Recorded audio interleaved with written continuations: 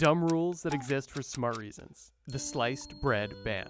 I know, shocking, right? I didn't believe it when I heard it either. Mainly because every time you hear about sliced bread, it's always within the context of how amazing it is. Which I find a bit ironic because it seems like most people hold the invention of sliced bread in higher regard than the invention of actual bread. You know, the food that literally sustained humanity for generations. That's besides the point. When sliced bread came out, it was one of the biggest inventions of all time, at least according to catchphrases. But did you know that there was a period of history, albeit brief, where the United States government literally banned sliced bread?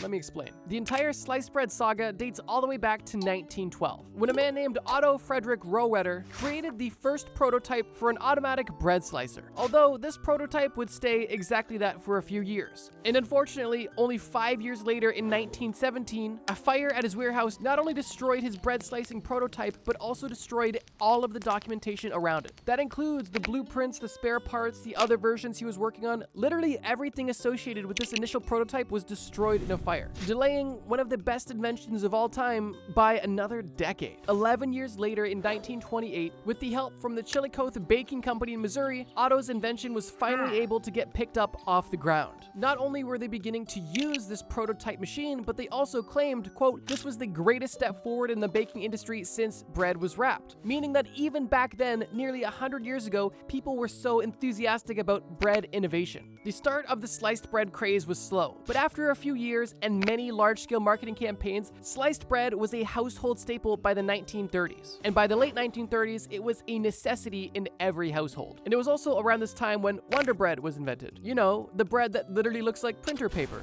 But of course, this video isn't about the history of bread, and we've already discussed what the dumb rule was, so what was the smart reason for this weird ban? And without giving too much away, let me just say that this ban took place in 1943, a time when World War II was in full effect, and the United States of America was heavily involved. It shouldn't come as a surprise that during World War II, rations were a way of life to ensure that there was proper availability and supply chain to supply our troops overseas with everything they needed to, in this case, kick some Nazi butt. But these rations came with a price. Besides the inherent restricted lifestyle experienced by everyday Americans, there was also frequent unexpected shortages. For example, sugar or rubber tires running in short supply. And it was because of this that the American government was becoming more and more anxious about not having the proper supplies or supply chain to fund one of the most important wars of all time. And it was actually this anxiety that led to the banning of sliced bread. On January 18th, 1943, Claude R. Wickard, the head of the War Foods Administration, declared that selling sliced bread was illegal. His rationale for this was because sliced bread required thicker wrapping paper to stay fresh. And he argued with the banning of sliced bread that more wax paper would be available, once again, for the troops overseas. But not only would we save wax paper, but we would save steel that would otherwise go to the production of new bread slicing machines. Now, admittedly, I can kind of see both sides of this because A, this definitely sucks and seems extremely arbitrary, and I feel like there's other corners to be cut. But at the same end, when you are literally fighting in World War II, I think there is no better expression than desperate times call for desperate measures. But with that being said, this ban on sliced bread was definitely not met with acceptance, and almost instantly there was public outrage, specifically among housewives in America, who at this time in many cases were expected to be not only single parents, homemakers, and also full-time factory workers to ensure that the labor force didn't collapse. When these women learned that one of their newest luxuries was going to be taken away from them, they were understandably upset.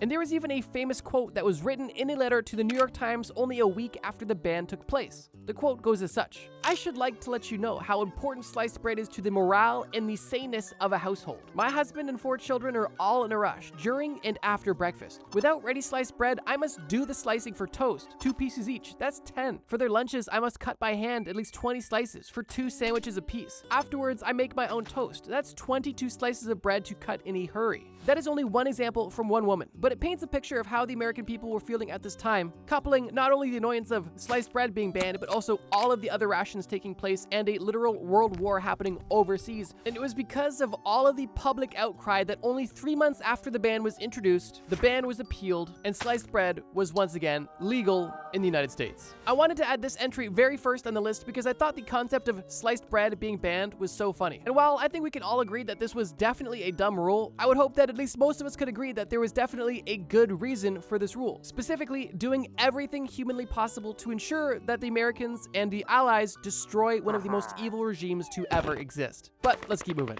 The bear wrestling ban. This rule is dumb not because it seems nonsensical or arbitrary, but because why is this rule even required? Anybody with half a brain and potentially somebody with even a quarter of a brain would understand not to wrestle a bear, right? Well, apparently not people in Alabama in the 1970s. Let me explain. I don't know about you, but when I first read this ban, I instantly envisioned a person walking into the woods, finding a bear randomly, and then wrestling it. But that is not at all what was happening and not what caused this ban whatsoever. The good reason behind this seemingly obvious rule is actually pretty upsetting. During the 1970s, 80s, and even 1990s, bear wrestling was an extremely popular part of circus culture in the United States. And it's also no surprise that these animals are typically not treated well. But potentially one of the poorest treated animals in the entire show was the bear, specifically meant for wrestling. Just for a moment, imagine you're the leader of a circus and you want to have a spectacular bear wrestling act in your circus. How do you go about achieving this safely? Do you A, scrap the idea because this seems unsafe and immoral? B, train a bear to wrestle safely so it can put on a show but also keep your performer safe? Or C, torture, drug, and mutilate the bear until the point that it is so limp and brain dead that literally anybody with a pulse could wrestle it successfully? The answer is obviously C, and that's exactly what happened. Ringleaders knew that they couldn't risk having their talent hurt or killed because that would affect profits. And they also knew that training a bear would take too long. So the porridge that was just right was to literally feed the bear a consistent chemical cocktail to keep them subdued, remove their teeth and claws so they had no opportunity to fight back, and on top of both of these things, consistently torture the bear and keep them malnourished in between shows so that the bear is consistently weak and in a state of fear, meaning that it would rather cower than actually fight back. And one of the most disgusting examples of profiteering off this act was not only having circus staff wrestle these bears for a show, but they would actually sell people in the crowd access to wrestle the bear to look tough. And you just know if that a ringleader felt so confident to have anybody at the circus wrestle their bear, they were messing up the bear so much that there was no way it could hurt anybody. And don't get me wrong, I'm not saying these bears should have killed fans or circus employees, I'm just saying they shouldn't have been there in the first place. And that's not even mentioning the extremely questionable methods the circuses used to acquire these bears. And of course, these bear wrestling matches didn't just happen once or twice. They were so prevalent that states had to create their own laws banning them. For example, Alabama made bear wrestling a Class B felony, and this law passed only in 1996, after a lot of the damage was already done, but I guess better late than never. But interestingly, this law was repealed a decade ago in 2015, not because they wanted to bring back bear wrestling, but because the law was no longer necessary. Circus culture had died down significantly, and bear wrestling was officially a thing of the past. And quite frankly, this law was more or less of a publicity stunt than a traditional piece of legislation. Obviously, this was an enforceable felony, although it was stated that the creation of this law was more or less of an act aimed to support animal welfare and public safety. But yeah, upon a first listen, hearing that wrestling bears is now banned seems redundant and weird. But when you actually learn the story of it, it makes total sense. The dissection debate. This is actually the first rule we're going to discuss that doesn't ban something, it actually allows something. But be warned, this one is pretty morbid. The dumb rule that is in play here is known as the Autonomy Act of 1832,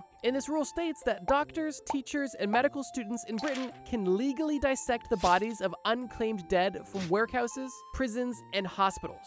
Upon a first listen, that not only sounds dumb, but also sounds pretty immoral. Like, just think about it. If somebody dies in prison or in a hospital and they can't find a living family member, which it probably wasn't easy to find a living family member in 1832, the body was essentially just up for grabs to any doctor, teacher, or medical student. That to me sounds like a slippery slope and a lot of room for a lot of malpractice, to say the least. But believe it or not, this dark and dumb rule actually saved a lot of lives. See, prior to the Autonomy Act, the only way that doctors, teachers, and medical students could dissect a body was if the government gave these individuals the body of an executed criminal. This, for a long time, was standard practice. Somebody breaks the law, they get killed for it, and the body gets essentially donated to science. But issues began to rise when in the 18th and 19th centuries, medical schools needed more and more cadavers to not only teach, but learn more about the human anatomy. And it was with this rise of education and bodily exploration that the supply of these bodies were nowhere near the demand.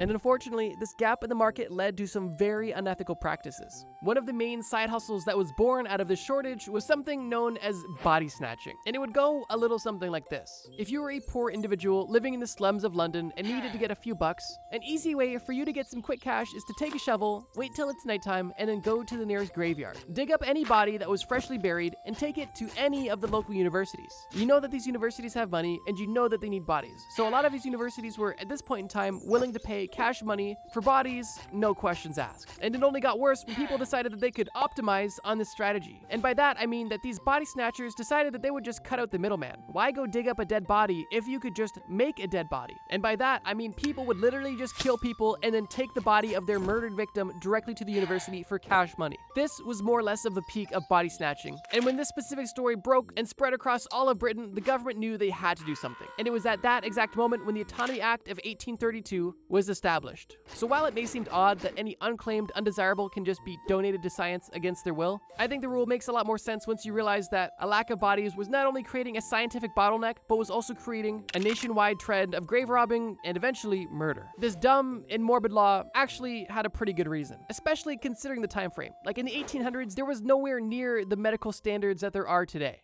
Okay, this is off topic, but do you smell that? It smells like you didn't shower. And if that's the case, I feel bad for your anime body pillow. But in case you did, you're obviously not using the right stuff, which is why this video is sponsored by Cheeky Soap. Cheeky Soap is my favorite soap company by far, and it was actually founded by this guy. Hey, Brody. Over the last year, I got absolutely obsessed with bar soap, but I quickly ran into one major problem. Almost every bar soap that I tried left my sensitive skin feeling dry. It was for this reason that when I first tried Cheeky, I was so impressed that it didn't only smell good, but it literally left my skin feeling moisturized after just one shower, which is why I was so eager to partner with them when they asked me. Not only do they have an amazing handful of core scents in their collection, but on top of that, Cheeky even told me that if we're able to get enough support, they are willing to make a custom Trust Me Bro soap bar. So, if you've never tried bar soap before, or you use bar soap and are looking for something new, I would definitely recommend giving Cheeky a try using my link in the description to not only get a discount, but to help support the channel. Click the link in the description, use my code, and get the starter bundle today to upgrade your showers. I guarantee you will not be looking back. Now, let's get back to the video. The Tiger Selfie Ban. Yep, we're back to animal bans. But this one is really peculiar. In 2014, the state of New York effectively put a ban on taking selfies with tigers and any other big cats. I think to most of us that sounds pretty dumb, but the reason why they did this makes a lot of sense. And it's actually quite short. The government of New York was getting so many copyright complaints from tigers from people who were taking pictures of them and selling them without giving proceeds to the tigers. And because the government of New York did not want to deal with any more lawsuits from tigers over copyright disputes, they decided to outright ban selfies altogether. That was obviously a total lie, I just made it up. Here's the real scoop. New York didn't necessarily ban taking selfies with tigers. What they did do was specifically ban any member of the public being near any dangerous animal in a circus, zoo, or carnival that is not in a safe and confined cage. And while it may seem like I'm reaching here, the purpose of this ban, keeping people and dangerous animals separated, was specifically inspired by the rise of tiger selfies. During the early 2010s, the dating app Tinder saw a massive surge of men on the platform using pictures of themselves next to tigers as one of their profile photos. And this trend was so prevalent, in fact, that the Wall Street Journal estimates that 1 out of 10 people had a photo with a tiger on their Tinder. Obviously, these men wanted to seem tough and adventurous, but in reality, all they were doing in most cases was contributing to animal exploitation. And when this was all brought to the state of New York, they not only recognized it, but sought to put an end to it. And how they went about it was, of course, the Tiger Selfie Ban. Because no, you can't ban taking a picture with an animal, but you can ban people from being around these dangerous animals. And this ban was pretty effective, considering the New York government knew that all these men that were taking these pictures to look tough knew that they wouldn't look nearly as tough if the tiger was in a cage behind them. And this ban was honestly pretty genius, because these people that were taking pictures with tigers and lions to look tough wouldn't want to have photos of them with a tiger in a cage, because then they wouldn't look tough at all. It would just look like they're taking a selfie at the zoo, completely nullifying the trend, helping mitigate animal exploitation. Similar to the ban of bear wrestling, tigers or lions or jaguars or any big cats that were specifically used for photo ops were not well taken care of in the slightest. A lot of these poor cats were bought young, taken away from their mothers, and for basically all of their life treated poorly and used as a toy and a means to earn profit. When this trend was on the rise in the early 2010s, people were booking all kinds of big cat experiences. Tiger kitten play date, tiger kitten photo op, lion photo op, have a lion at your wedding. Anything you could have imagined, people were buying lions specifically with the purpose of pimping them out at public events to have them look cool. And obviously, if you're bringing a big cat to a public setting, the cat has to be extremely subdued, or in some cases, tortured, malnourished, declawed, defanged, drugged, and the like. And if you ever watched that documentary Tiger King, then you kind of get the idea of the dark business behind the whole big cat picture industry. And just like how Alabama wanted to stop the exploitation of bears, New York sought to stop the exploitation of big cats, which they did with their 2014 Tiger Selfie Ban. A seemingly dumb rule with, in my opinion, a pretty smart plan of attack. The kitty cat cigarette ban. Okay, I swear, this video isn't a Trojan horse for me to get on my vegan soapbox talking about animal cruelty. But coincidentally, there has been a lot of interesting laws surrounding animals, but for the sake of repetition, I'll keep this one brief. Similar to the second law we discussed, this ban isn't dumb because it seems arbitrary, it just seems extremely, well, redundant and nonsensical. The ban I'm specifically referring to is the ban that Illinois placed on handing your pet a nicotine stick. To put it bluntly, in Illinois, it is explicitly stated that it is illegal to, quote, give a lit cigar or cigarette to a cat, dog, or other domestic pet, including ball python. And that's essentially the entire law. You cannot give a lit cigar or cigarette to your cat, dog, domestic pet, or explicitly stated ball python, because of course, everybody's giving a lit cigar to their ball python. It's reported that this law comes from the early 1800s, and by today's standards is relatively outdated, which I would agree with. But I wanted to mention it quickly because it, more than anything, just kind of sounded funny. And also just makes you think, how often was this happening if the state of Illinois had to not only recognize it, but ban it? Obviously, the good reason behind this dumb law is to prevent pets from unintentionally burning themselves or even setting themselves on fire, or potentially even trying to smoke and getting addicted. It was believed that this law was put into place as a general effort to prevent animal cruelty, which is obviously something that's completely reasonable. Although this law is just kind of notable and, in my opinion, hilarious because of how specific it is. The fact that legislators in Illinois had to explicitly exclaim and write with a quill in ink that no lit cigar or cigarette shall be given to any domestic pet, including cats, dogs,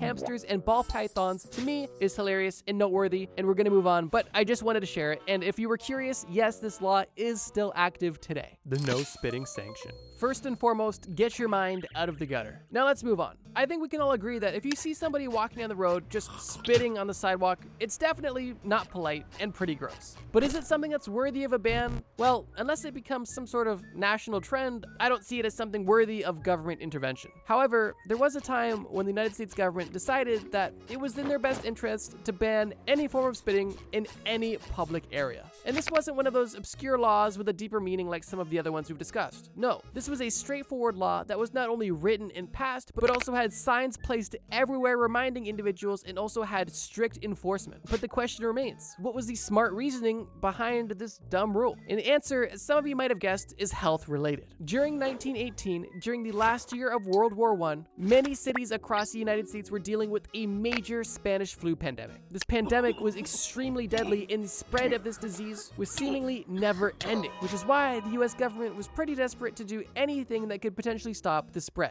During the time of the Spanish flu, over a century ago, health officials believed that diseases like influenza and tuberculosis were spread through saliva droplets. And it was because of this belief that they held that would later essentially be found true, they decided that their best course of action to help prevent the spread would be to minimize the creation of saliva droplets, which meant no spitting, specifically in any public place. Sidewalks, trains, theaters, anywhere. If you were caught spitting, you would be fined and potentially even arrested, which is just crazy to think about now. But during 1918, during the Spanish flu pandemic, I wouldn't want to even be in a public place, let alone spitting in one, making this seemingly dumb rule make a lot more sense with context. And speaking of context, let me give you guys some context about how many of you are actually subscribed. YouTube literally tells me that over 75% of you watching this right now aren't subscribed. So I just wanted to say, if you're enjoying this video or even watch me regularly, consider hitting the subscribe button and being a bro. I post new videos every single Friday, and we are currently on the road to 1 million subscribers. Oh, and if you like this topic of dumb rules with smart reasons, simply leave a like or leave a comment below telling me you want a part 2. I love making the videos that you guys want, so if you want a part 2, let me know and I'd be more than happy to make it. But now, let's get to the final entry on this list. The bubblegum ban. Chances are, if you've heard of any of the dumb rules on this list, it's this one. And that's because this country's gum ban is extremely infamous. And I would actually bet money that you know the country that has this gum ban. And if you guessed Singapore, you'd be right. The whole bubblegum ban in Singapore is regarded as one of those dumb laws or arbitrary laws, but the actual history behind this bubblegum ban is very much so rooted in the history and culture of Singapore. And in my opinion, has some pretty good reasoning behind it. The origins of this ban date back to 1959, when Lee Kuan Yew, the first Prime Minister of Singapore, took office. Lee Kuan Yew is considered the founding father of modern-day Singapore, and it's said that his political leadership is what transformed post-independent Singapore into a highly developed country in the major global hub that it is today. Lee Kuan Yew was literally Prime Minister from 1959 until 1990. That is a major run as Prime Minister. But for 2 years before and after he was Prime Minister, he was also the Secretary General for the People's Action Party. To put it bluntly, this guy was invested in the success of Singapore. But I want to make it clear that I'm not necessarily advocating for Lee whatsoever. Like any politician or any person, there is both good and bad that must be recognized. And with any multi-decade-long run as Prime Minister, there's definitely some questionable things that go on. For example, from 1968 to 1981, Singapore, under the control of Lee, instated a one-party state. And because of this, he employed defamation laws and detention without trial, as well as other propaganda and social engineering techniques to continue his political success. So just keep that in mind. I'm not necessarily vouching for this guy. I'm just trying to unbiasedly state facts about the country. And two of the virtues that Lee held nearest and dearest to his heart was independence and cleanliness. And Lee has even gone on record to state that his goal when he became the Prime Minister of Singapore in 1965 was to, quote, create a first world oasis in a third world region. And he wanted to do so through hyper-independence and, of course, cleanliness. The gum ban specifically was introduced in 1992. It was done so for a plethora of pretty practical reasons. On top of Lee's personal desire to keep the country as clean as possible, chewing gum was actually becoming quite a bit of a nuisance within Singapore specifically. Gum wrappers were littering the streets, chewed gum was stuck on any surface you could imagine, and most notably in the late 1980s, when Singapore launched its Mass Rapid Transit or MTR subway system, vandals began to place chewing gum on the sensors of the train doors, causing them to not open or not close when they should have. And this vandalism at scale caused major subway delays, affecting the lives upon thousands and thousands of Singaporeans. And it was this stunt that broke the camel's back and officially led to the banning of chewing gum.